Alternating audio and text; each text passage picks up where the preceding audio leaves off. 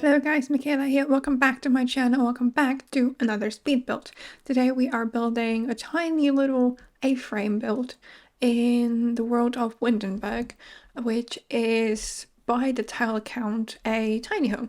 I wanted to do this as a micro home, but unfortunately because the tile count is also the tiles that are outside, I wasn't able to make it a micro home, so it's 64 tiles, which is a tiny home. So you still get some perks, not everything, which is a shame because I think the interior would be enough for the 32 tiles, but because I just wanted to make it on top of a lake, I needed the extra tiles to make it on a platform, not a platform, on the, I forgot the name of it, on the foundation. That's how it's called.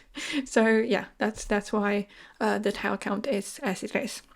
So it's built on a 20 by 20. It's the Cottage MC lot in Windenburg, and it comes in at 25,768 simoleons, which I think is not a bad price. It's not like a starter home, but it's very close to a starter home. So maybe that's where you move in when your sim made a little bit more money and they want to kind of move somewhere else, because there's only one single bed, so there's only place for one sim. I don't think you be able to fit a bigger bed here with like how I laid it out. I mean, if you kind of changed the layout of the kitchen, maybe there probably could have been a way to fit a normal bigger bed, but I just wanted to lay it out the way it is. So let's talk about the new expansion pack. I am incredibly excited about the new expansion pack, and I'm so excited that I'm actually thinking about starting a legacy challenge on my channel. I've been kind of thinking about diversifying my content a little bit apart from only speed builds, and I asked you on a community tab like a week ago, I think, about if you'd want to see more other content. So I've been kind of thinking about what I could do, couldn't do.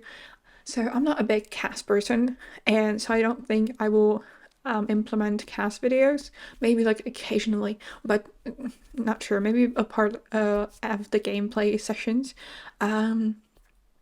But I would really love to do some like gameplay legacy challenge, as well as some like tutorials and behind the scenes, which I think could be very interesting because, you know, I've been doing this for more than 2 years now. I have my ways on how to do things, how I edit stuff, how I do that. So I think it might be interesting to kind of give you guys an insight on how I work, how I keep everything running. So yeah, if you want to, if that's something you'd be interested in, just maybe comment below and let me know. Back to the pack though, I am incredibly excited. The items, I mean, obviously I am a builder, so I look for build and buy items in the trailers. Some of the items look absolutely gorgeous. Some new plants, we have a new rocking chair, we have some new windows. It seems like we might be getting a new loft type, which could be like a retirement home, something like that. We are getting some new kids room stuff, which is always welcome because I love making kids rooms colorful and pretty and just full of decorations. So yeah, I'm really excited about the build and buy aspect of the build, of the pack, but I'm also super excited about the gameplay aspect because it sounds like it's going to be a lot more about babies and infants and elders as well. I know there have been some like worries in the community when there were some leaks of the pack that it's going to be very centered around the new life stage that we're getting in a base game update.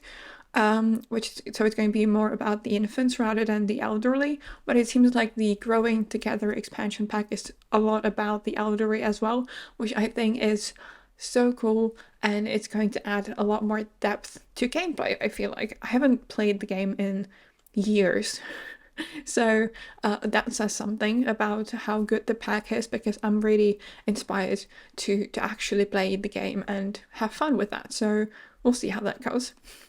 You have to stay tuned if I actually decide to do that or not. Anyway, back to the build. I really love the landscaping that I did here. I know I always say that I try to keep the landscaping kind of similar to the surrounding of the build, but here I wanted something a little bit different because I did not feel like I found what I was looking for in the Get Together debug. So I used a lot of stuff from Werewolves actually, because I thought these bushes that you see here are really like pretty and really like vibrant, and I thought that was perfect for the build, and I paired it with some white and pink plants, flowers. Okay, so speaking of like tutorials, I've been kind of experimenting with my editing a little bit lately. And what I'm kind of trying to do, what my thought process is at the moment, I am trying to edit out as much as I possibly can when it comes to me deciding what I want to place, me deciding the swatches. So I'm kind of trying to make the speed build more flowing, so there are not any like pauses, anything extra that you don't need to see, like me deciding what counters I'm going to use, me deciding what bed I'm going to use, what windows I'm going to use. So I feel like that's something which should be to your advantage. I have to be mindful of not moving the camera around so much, because I kind of noticed watching some of my older videos back that the movements when I speed it up are a bit weird.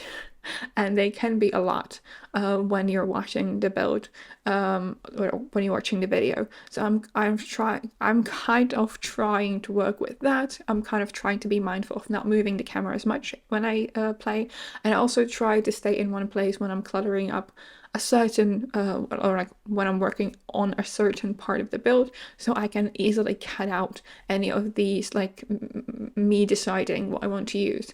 So I think that's going to be to your advantage. I think it's going to make the videos a bit more enjoyable. They might be even shorter, because I know this one, when I sped it up, I started at like 20 minutes and now it's like 13. So it's also very effective because I cut out like a couple of seconds, but that helps with like, if you take the whole video, the context of the whole video, it's significantly shorter. So I'm kind of excited about that. I'm experimenting with that at the moment. So yeah, let me know if you like that or not as well. Yeah.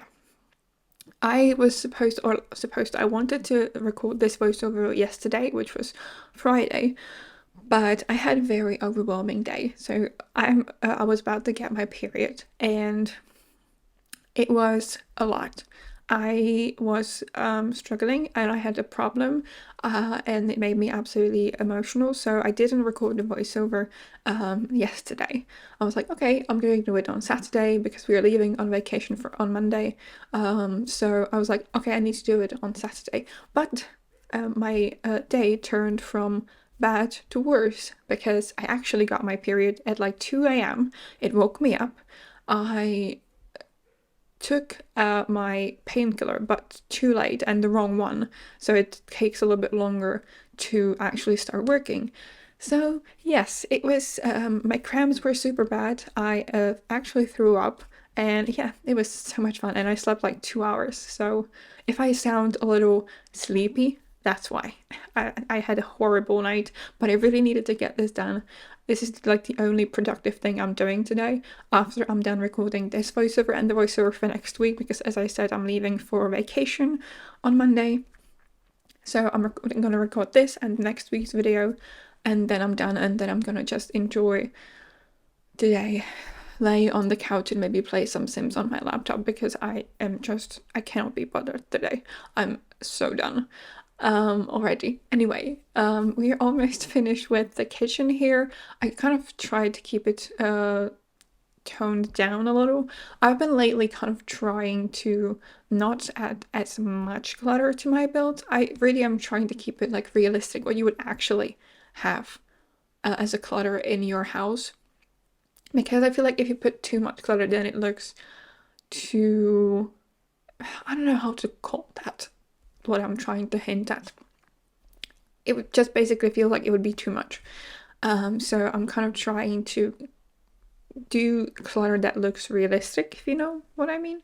Anyway, now we're working on the bathroom. It's pretty big for a house like that. I normally do like the 3x1 bathroom, but I did not want to cover the windows here at the back of the A-frame, so I decided to do a little cube 4x2, so it takes a bit more space. That's why one of the reasons why I couldn't also place the bigger bed.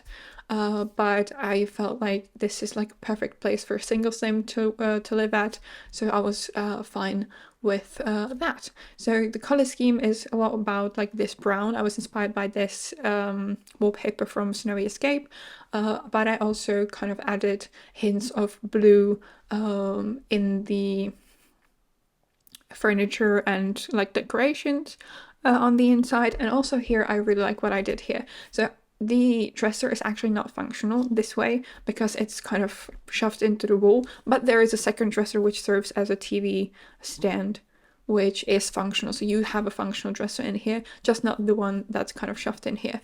I used kind of skylights to add more natural light to the inside because otherwise there wouldn't be many windows. So that's kind of why I used this space as well. And yeah, I'm just kind of